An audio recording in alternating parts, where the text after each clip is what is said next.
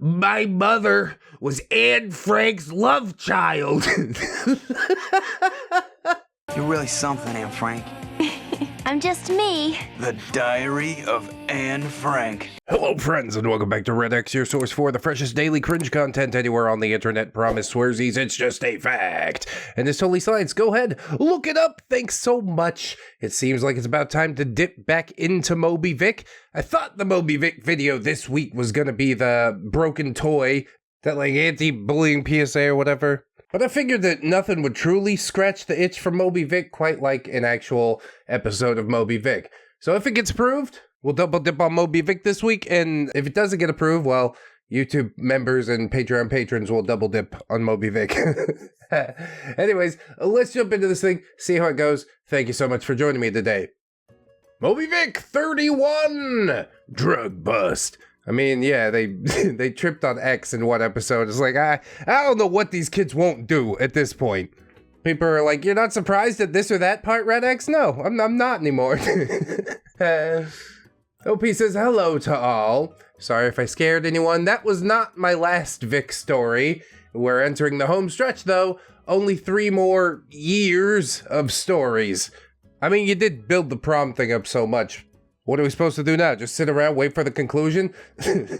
Foreshadow something else. OP says, today's story is another funny one. Hooray! The character's OP. Alistair 9000, 17 years old, a pure awful. Whoops. Pure awesome. Totally. Slutty orphan, girlfriend of Magic Mike. Renegade Robbie, 17 years old, of pure incredible. My best friend and partner in crime, Call of witty comebacks. Magic Mike, 17 years old, my boyfriend, he who punched the douche. Yeah, I mean, why not? A second run, surely it'll go better. Manda Panda, 17 years old, my best girlfriend. Mr. Sims, our freshman guidance teacher, completely devoid of any fricks to give. I mean, you probably would be too if you were a guidance counselor. And of course there's Moby Vick, 17 years old, 460 pounds of real woman. She who got the herp. Well, don't get so high up on your horse there, OP. It's a bullet that you narrowly dodged as well. Just sticking around with this dude who's like a complete degenerate. But I guess she didn't know the extent of it at the time. Anyway, now let us begin. Junior year had ended. Summer had passed. After the prom incident, Magic Mike and I had rekindled the relationship. I mean, yeah, he fought for you. That sort of thing goes a long way, honestly. We started dating before school ended and had a great summer together. Time came to go back to school, and I was now entering my senior year. Wow, you're one of the big kids now. What are you gonna do with your life? Shit, I don't even know. Like, I can't even tell you that. Like, this story takes place in November of my senior year. Magic Mike, Renegade Robbie, Manda Panda Vick, and I were all in freshman advisory 4th period. This is basically a program where seniors who want to show they did good in the community for college applications guide a group of freshmen. Oh god. Hand Vick some young moldable minds. This is terrible. I can only foresee disaster here. We'd give them advice, etc. once a month, and yeah, basically best class ever. You had to talk to freshmen one day every month, and the rest of the time, you sat around. And the teacher didn't care what you did, as long as you didn't bother him. Yeah, a lot of the adults in this universe seem that way. Just completely incompetent, go through the motions. Vick had decided she felt confrontational this morning, and we were currently in an altercation. Oh, right into the action. Giving the people what they want. Love that. Moby Vick. It's a real joke that you guys are advising freshmen. You're the definition of what nobody wants to be. Magic Mike. Good looking, well liked, not obese. Yeah, I think I'm good. I mean, it goes a bit deeper than that, but we can start there. Start anywhere, please. Moby Vick. This is a place we should be helping the kids. You're all bad examples. Druggies and whores. OP, you have herpes because you made a guy bang you for drugs. So, yeah, you're a real good example, Moby Vick. I don't have herpes. We're supposed to help them with problems. You don't have any. Everything's just handed to you. I'm the only one who understands. Have you forgotten all of the insults from before? NOP says as much. Right. Maltreatment from parents, maltreatment from boyfriends, alcohol enthusiast, illicit substance connoisseurs, sewer sliding, bulimia, being poor. Yeah, those aren't real problems. You're the martyr because you're fat. Moby Vick, I'm not fat. Everyone calls me fat, but I'm healthy. I eat right and exercise. This is my natural size. I'm the only one who understands discrimination. This is such a ludicrous thing for you to even say. You're the biggest discriminator of anybody here, basically. Renegade Robbie, you're delusional. Just because you say something all the time or loudly doesn't make it true. Moby Vick, you're all a disgrace. They're lucky they have me. God. What are you telling the children? Please. We need to just have a stenographer follow Vick around. Record all of her interactions, please and thank you. But with all that said, Moby Vick indeed flips her hair and waddles off. Well, good riddance. Not the worst interaction ever, but I'm sure she's plotting something. We were all enjoying our free time, went over the intercom, attention, we are in lockdown. No students in the halls. Renegade Robbie, drug bust. Moby Vick, scared druggy. OP, nah, we're clean. We quietly gather up every bit of contraband from our class and give it to Manda Panda. This is why you kids need to learn how to smoke out of an apple. That's safe to carry around. You can eat it a little later on.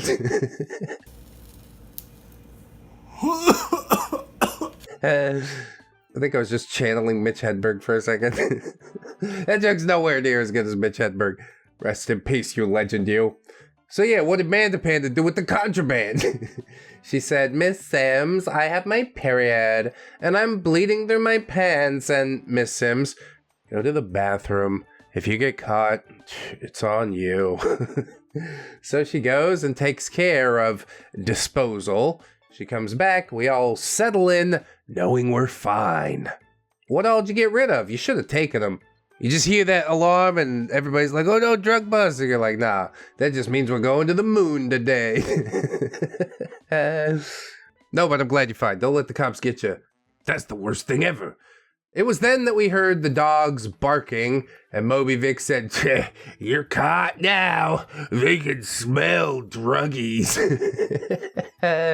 Sort of, they can. I made eye contact with a dog at Union Station. He knew I was freshly baked. He looked into my soul, but he didn't say nothing. Hey, get the f*** out of here. OP says, as we debated whether we should even engage in that conversation, no, there's a huge knock on the door. Mr. Sims gets up and answers it. Cop, we need Vick. Mr. Sims, Vick, come here. Moby Vick, what? Why? Mr. Sims, because there's a cop here. Now get up. Good answer. Flawless logic. So Vick waddles over. The cop says, come with me. Moby Vick, what? I'm not a druggie. It's them. They're druggies. Manda Panda did it. You glorious savage bitch. Manda Panda, you're the one who got suspended for pot. Moby Vick, it wasn't my fault. Cop, come now, or I'm gonna have to force you. The dog has marked your locker. We need you to open it so we can see what's inside. A surprise. Crying, Moby Vick waddles after the cop to her locker, which was in the same hallway as our classroom. Mr. Sims, all right, go ahead. We all crowd outside the classroom to watch her get busted. They were at her locker. Cop, open it. Moby Vick, I don't have any drugs. Cop, then prove it. Open the locker. Vick does her combination, and the cop rips her locker open. The dog lunges inside and grabs her Philly cheesesteak. Damn it, dude. I really thought Manda Panda, like, stashed it in Vick's locker, just shove it in through the vents. Oh, well. I shouldn't expect much out of Manda Panda, honestly. Also, I think this would never happen. Those dogs are incredibly well trained. Apparently, even drug dogs aren't immune to the smell of a hot sandwich. They are, though. Essentially, they are. Cop says, I'm sorry. You can go back to class now. Moby Vick, my sandwich. What am I supposed to do for a snack now? Cop, we'll have the school get you another lunch. She is sent back to class in tears. I mean, a Philly that's not cheap. I would be very upset. Very upset indeed. Manda Panda says, wow, even drug dogs see that you have a problem. Yeah, take your shots. Why not? Moby Vick, screw you. They took my snack. This is discrimination. Renegade Robbie, snack? Moby Vick, I have to eat that much to keep my metabolism going. I'm gonna be sick because of them. They're incompetent. I mean, sort of, yeah. If they let their dog get away with stuff like that, but no, I don't think that happened. So we endured the rest of the lockdown with Vick wailing about her fallen sandwich. Mr. Sims, you might want to look out the window. Outside, they were attempting to arrest a known dealer from our school. He tried to flee, started running, took about 4 steps, but he was betrayed. His sagging caused his pants to fall off as he tried to flee. They tripped him up, and he ate dirt outside the school. He was arrested by the laughing cops. Intercom, lockdown over. You may proceed with your schedule. I don't understand why sagging's a thing anyways.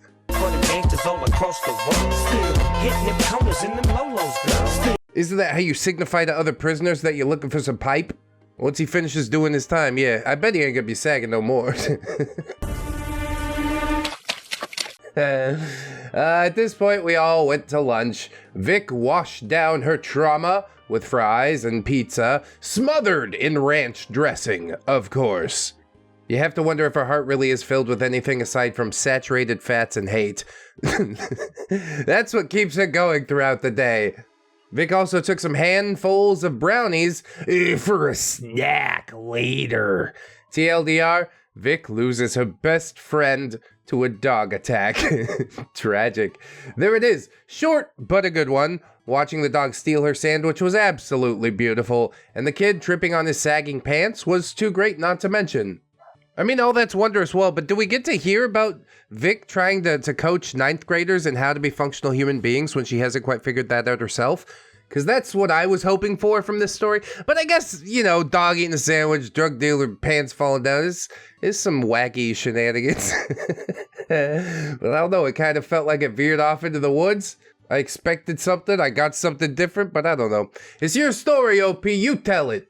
A silly one and rather minor. Let's get into the next one, and we'll see how it goes. Vick Short Stories! Why not? The Anne Frank Incident. Cool, great, awesome. That sounds like it won't be rife with controversy. Alrighty, so I've been busy taking care of all kinds of things. Shotgun weddings, passports, visas, and enacting revenge. A story for a later day. It involves Colin and what I will dub the shower shit incident. It has turned quite nasty. I have no idea who Colin is, but I gotta ask you one really important question.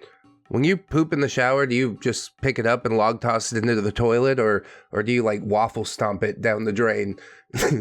Because I need to know. This will speak volumes about the type of person that you are. So Mike and I are moving away in a little over a week so he could take a job. So this gives me the perfect opportunity to get sweet friggin' Colin back. Oh, I see what you're doing here. You're trying to loop people into like some other stories that you wrote? Yeah, okay, color me interested. While we're doing plugs, hey, you guys, if you're enjoying this, please do leave a review on podcast specifically. You listened to me a few times on Spotify, please. A little bit of legwork there goes a long way. Do it for me. Your old pal ReddX, huh? It's a little desperate. Just if you want, okay? So vengeance is indeed sweet, says OP, and I shall regale you all when it is fully served. Hot, cold, anytime's a good time for pizza rolls. At this point, I don't have many I gotta tell 'em stories, so I'm working from stories that I'm reminded of by you people in the comments. It does work that way a lot of times. There's a lot of stories I haven't told. They just haven't been jiggled loose by the proper series of words. It's like a magic spell or something. One of you made a statement about how Vick could make anything be about her and how I bet she could even make World War II about herself. And this triggered the memory of the Anne Frank incident. Without further ado, a cast list, which I guess is some further ado. We got OP, you know her. Mr. Hippie, hey, my world history teacher, pretty relaxed dude. Toby, 16 years old, Jewish, my friend in class. He was a pretty cool guy. And Moby Vick, 16 years old, my best friend, I guess. Yes, not pretty cool, not a guy. Very fat also. So this story happened a few weeks after the Zelda Shart incident. It's worth noting. I remember it well. Wasn't that long ago. Right, so I was in sophomore world history with Vick and none of my friends. So I made friends with Toby. He was Jewish, took drama, and was generally pretty hilarious. A lot of Jewish people are. It's sort of ingrained into the culture. So on the day of the Anne Frank incident, Mr. Hippie was off doing something, and we were all talking while we waited for class to start. Toby was doing his Jew voice and telling me about the untold horrors of Passover season. The Jew voice, really? We're gonna go down this road? Do I dare, is the question. I guess I do. It's fine. You Gentiles don't understand my struggle. OP, your struggle? Toby, the Passover season is a time of great constipation for my people. It's hilarious. It's already so wild. OP, what? Toby, oh, that matzah really clogs up the works. It's the carb form of cement. I swear, it's like a fucking hermetic seal on my anus. OP says, yeah, that sounds painful, Toby, you Gentiles and your regular bowel movements, you don't appreciate them. I bet you take a dump in the morning and at night. OP, I do have regular bowel movements, yes. Toby, I take a pre- and post-Passover shit. I go 40 days without any crapping. Hey, that's bad for you. Is this for real? I think this is all just hyperbole. God, when I die hearing this conversation in real life. Obi says, I'd buy some Metamucil, dude. That's not good. Toby, no! Then I just take an 8-pound dump after the whole thing is over. It's wonderful.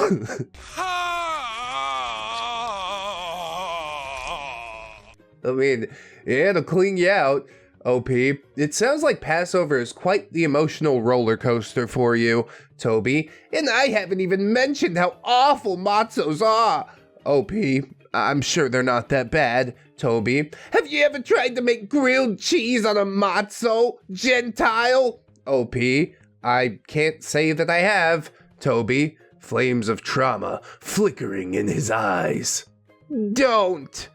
Moby Vick then turns around. Ugh, you're disgusting. OP, I'm a slut, I know.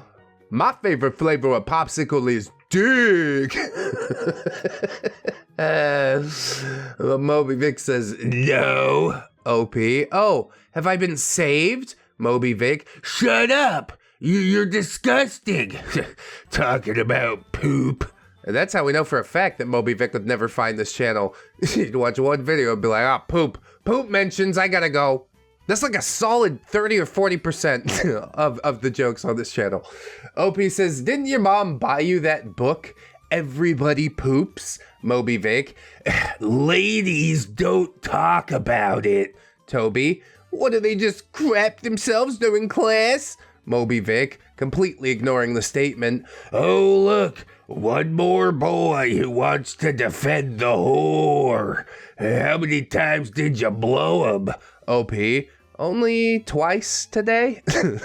Before she can think of another creative way to discuss my untoward behavior, Mr. Hippie starts class. Mr. Hippie, today we're continuing our lessons on World War II and the Holocaust. We all grumble and take out our notebooks.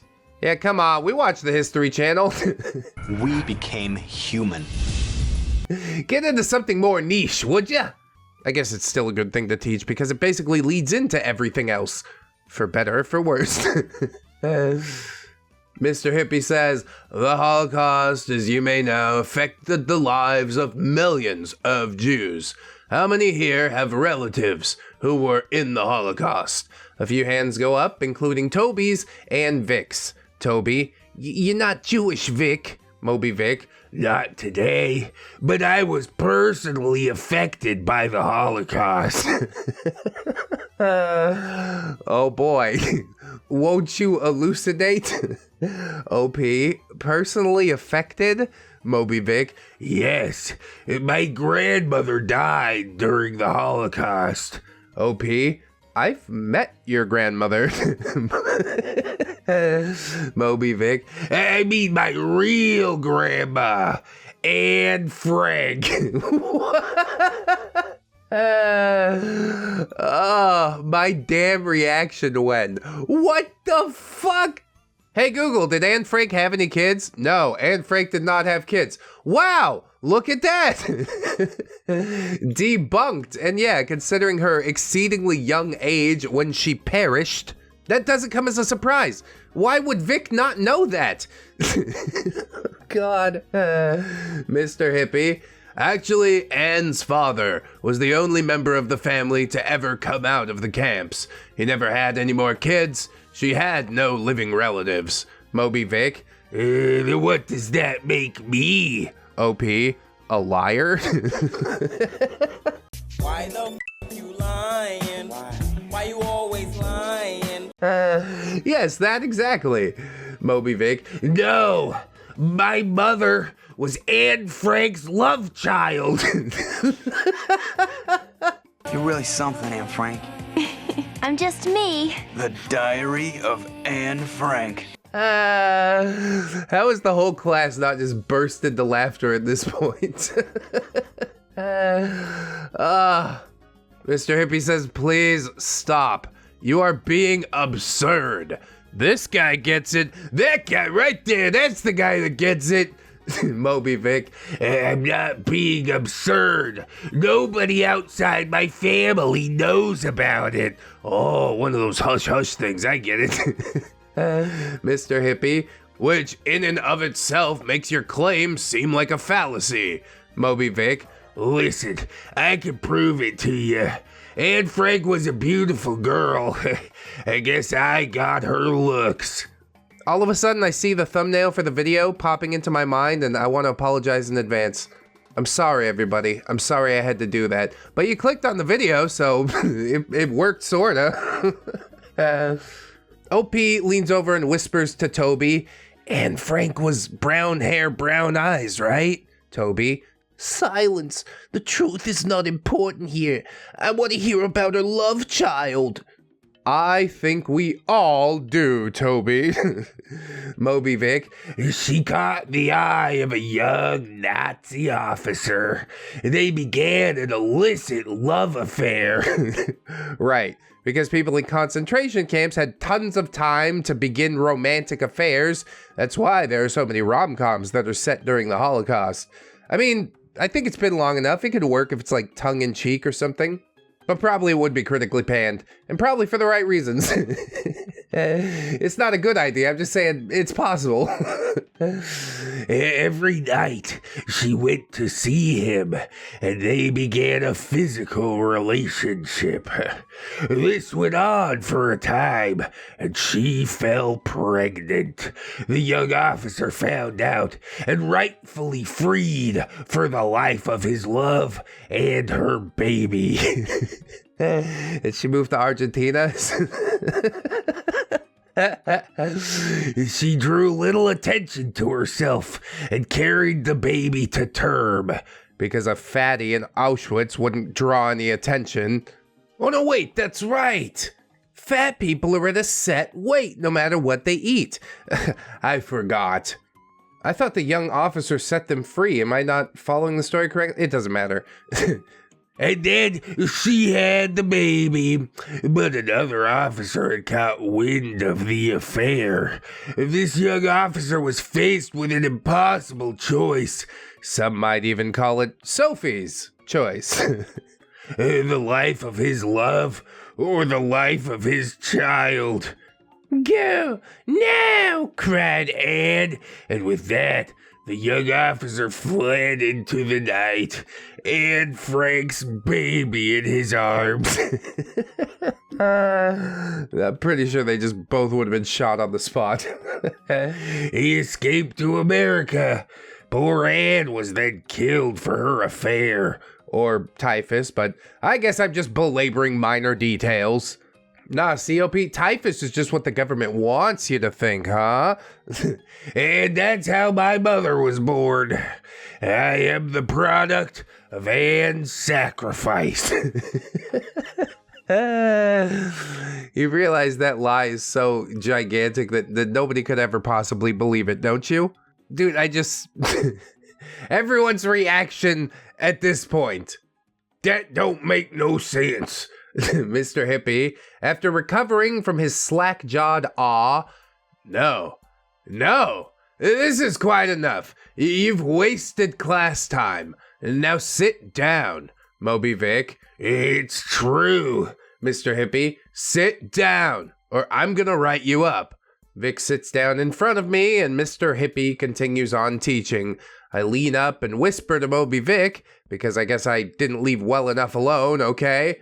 No, that's fine. Torment her all you like. What sort of Tom and Jerry shenanigans would these be if Jerry just gave up? OP says, you really can't stand not being the center of attention, can you, Moby Vick? And Frank is my grandma. OP, there is literally no chance that is true. Moby Vick, I wouldn't expect the president of Hitler Youth to care about it. OP, blinking slowly. You did that, right? You didn't say that out loud? Well, the gift we get is a huh? Moby Vick, we all know you're in the Hitler Youth, OP. OP just says, right. Moby Vick, I bet your family descended from Nazis. OP, maybe my grandpa impregnated Anne, and that might make us sisters, right? Moby Vick, you're not related to Anne Frank. OP, neither are you. And you think that would be the end of it, but sure enough, we keep rolling along. Moby Vick, I feel her pain. You have no idea what it's like. OP, I guess you're eating to make up for her time at camp, huh? Oh my god. This is spicy meatball. Moby Vick, you're just an anti-Semitic bitch. Toby, whoa now. OP hasn't tried to push me into any ovens recently. Sure, there was that one time in home ec, but Moby Vick, if you can laugh about this, you are not a real Jew. Here we go. No true Irishman fallacy. Sure, why not? Throw it on top. OP says, you farted in English class. Moby Vick. What are you talking about? OP. I just would have thought that you Jews would be more sensitive about gas. Jesus. At that exact moment, the class had fallen silent. Everyone heard that last bit, and that last bit only. Mr. Hippie. Detention! Moby Vick. That's what you get, Nazi. So I served detention for racially insensitive remarks for a week. The next week in class, Toby says, "How's detention treating you, you anti-Semite?" OP. Fuck you, Tobias. Real hard in the butt. And that, comrades, is the Anne Frank incident. The irony of calling us comrades after that story. But okay, good. I guess you did get your just desserts, you know, there was a little jabbing back and forth. Moby Vick basically defeated herself, made herself look like an absolute idiot. You didn't need to go in, but you did. And you got a little slap on the wrist for it, didn't you? What did we learn? Nothing at all. The shenanigans will continue. Why don't we shove one more story in here for today? I think that'll be good. Moby Vick 32. The Walk. To the concentration camp? Oh no, that story's over now. Probably shouldn't say it any more times or we are going to get demonetized. So good morning. I hope all you wonderful people are enjoying your Friday. Yeah, sure, I'm alive, it's whatever. I bring tales of the great Moby Vick. This is, unfortunately, another not-so-funny tale. Oh man, I don't know if I should crack this one open right now. There is not much fat logic, but there is a lot of bitchiness. Warning for possible feels. We're gonna let it ride, it's fine.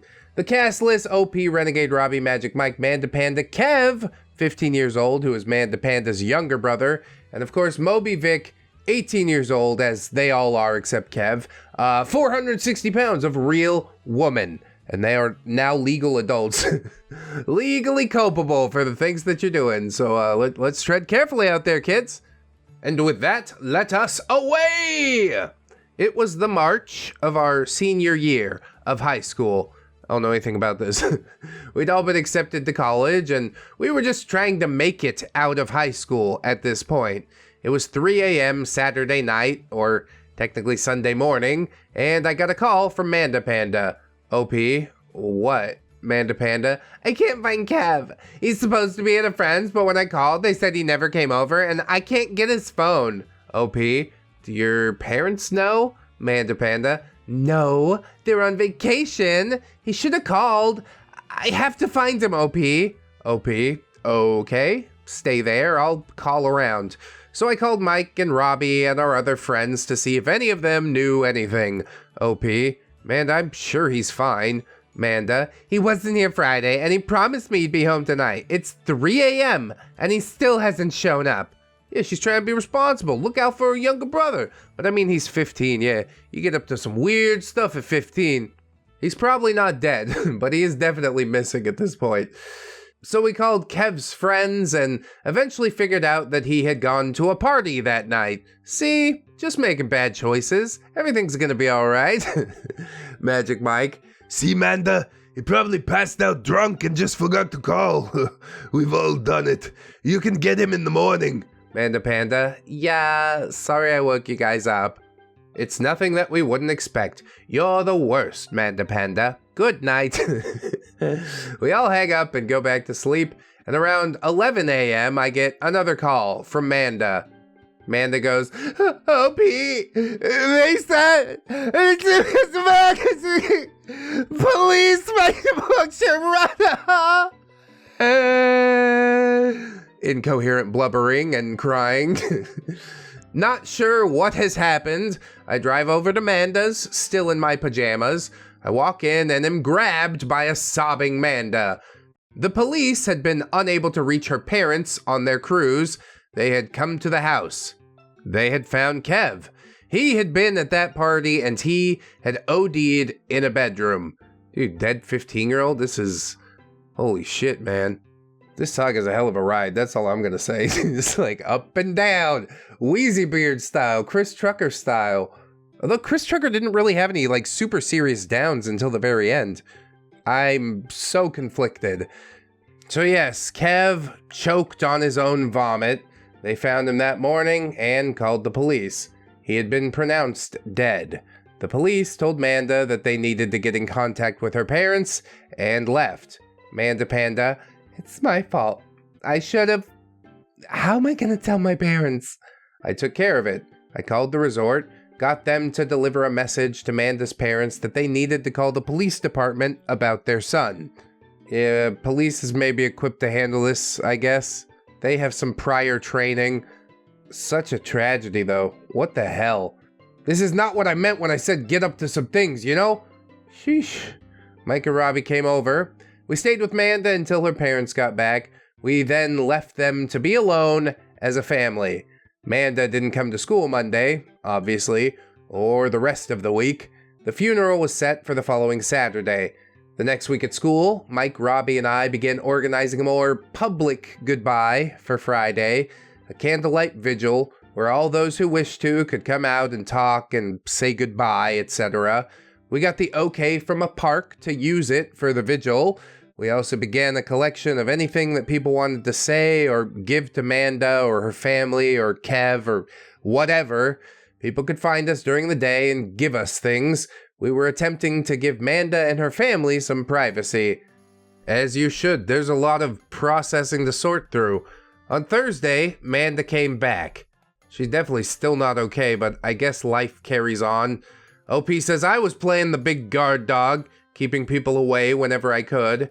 It was lunch on Thursday, and we were all sitting together, and up walks Vick. Oh, God. Here we go. Moby Vick, I heard about your druggy brother. Good thing he's dead. One less druggie. Hope you're next.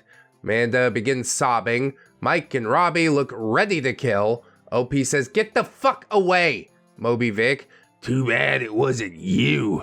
That would have been even better. OP, get away from us now! I shoved her as hard as I could. Moby Vick, oh, are you mad, OP? OP says, look, she just lost her brother. Moby Vick, good. I just think there should be a celebration, not all this sympathy. One druggie down. Manda Panda, stop it! Moby Vick, no, I'm just the only one who can see the world's better off without him. I'm sure there would be plenty of people that would be happy to use Kevin as a political pawn and were therefore glad that he's dead. But Vick's maliciousness is just without purpose. All she really wants to do is cut everyone so they can feel the same pain that she feels basically all the time. And I guess it works here because Manda Panda does begin to throw up from the stress. Moby Vick, flip her on her back. Then she could die just like Kev. Choke on her own puke. At this point, the rage was blinding. Worse than when she made fun of my dad. I jumped on her and started punching. I couldn't stop. A cop dragged me off. I was suspended from school for 1 week for fighting, and Vick got 3 days. Did you mess her up good? Bust open her lips? Smash her nose real flat? That's the stuff I really want to hear about. So then Friday came, the day of the public vigil. I arrived early with Mike, Robbie, and Manda to set everything up. People started to arrive. Hundreds came to share in this grief. And then I saw her waddling up. Mike and I went to run interference. OP, go home. Moby Vick, it's a public event. I can come in if I want. Magic Mike, we all know you think he deserved it. Why are you here?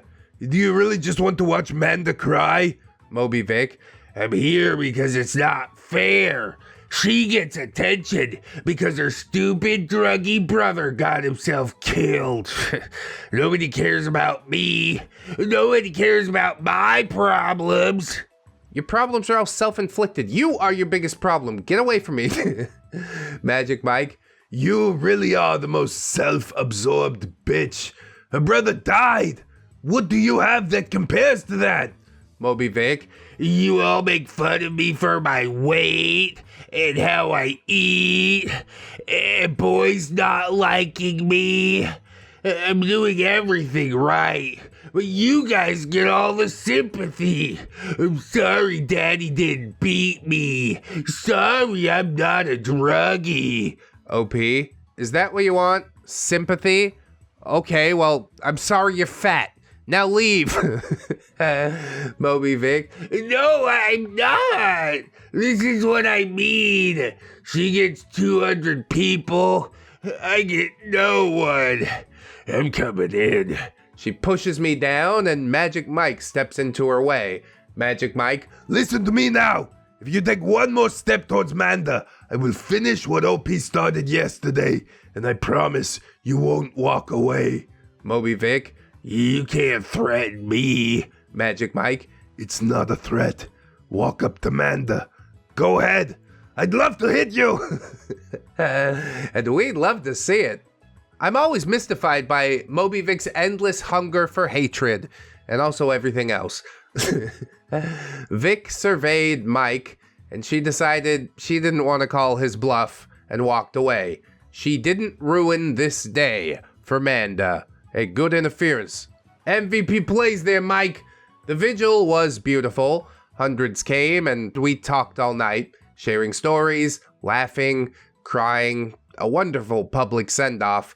Then the day of the funeral arrived, a private affair for select friends and family. The time came for all of us to lay things on the casket if we so desired, and this is where the title comes from. The title is The Walk, to refresh your memory.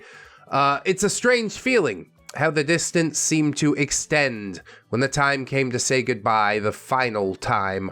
The distance couldn't have been more than 10 steps, but it seemed to extend for miles. Every step was met with a crushing weight of memory and realization. The realization he'd never take another breath. The memory of him in elementary school bothering me and Manda. The realization he'd never drive a car. The memory of helping him make a Valentine for his 5th grade crush. The realization he'd never graduate high school. The memory of him playing his first high school football game. The realization he'd never be married. The memory of picking him up from a date. The realization he'd never achieve any of his dreams.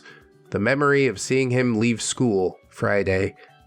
Dude, this is heavy as hell. This is why good decision making is so important. But sometimes you can make all the best decisions in the world and you get taken out anyways, you know? One of my nephews was out riding ATVs in the Mojave Desert, got plowed by a drunk driver. Just completely out of nowhere. One day he's here, the next day he's not. It's insane how things like this happen. All we can really do is treasure the time that we had. His life was short, yes, but he was definitely trying to live it to the fullest, you know? Played some football, went on some dates. It seemed like he had fun while he was here. But especially when somebody's that young, it's like, yeah, it does cut you real deep. 10 steps. 10 steps to come face to face with the boy, younger than me, who would never see another day. Face to face with the fact that this could have been me. By all of my actions taken, this really should have been me. Face to face with the fact that I was looking into my future. It was the longest walk I had ever taken. I mean, that part's true. Funeral makes you unpack your own mortality. Really gives you a perspective on what's important. I wonder if OP's going to have like big changes after this. I know Moby Vick isn't, and also thank God she isn't here to ruin it. OP says, I dropped my note into the open grave and watched as they covered him.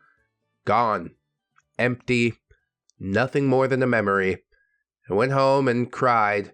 This was the last time that I ever touched drugs. Hey, see? Now we're making some real good choices.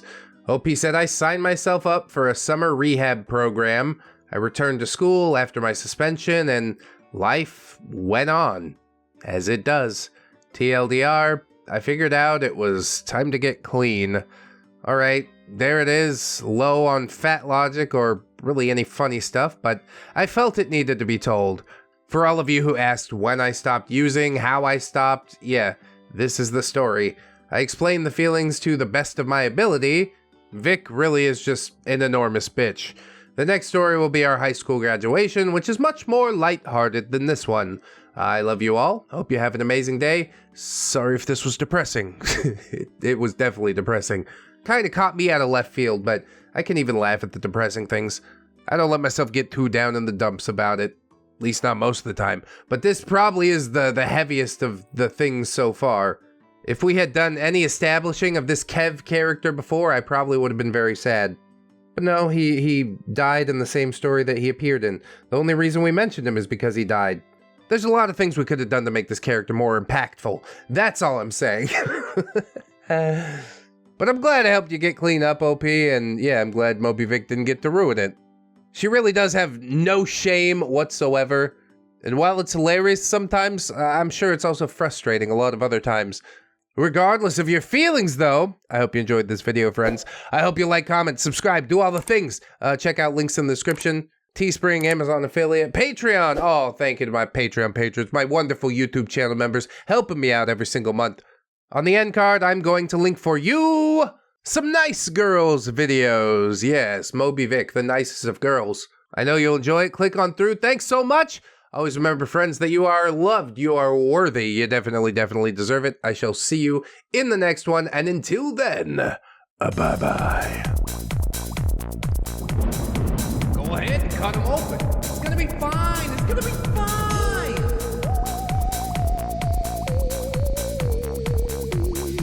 Promise, swears he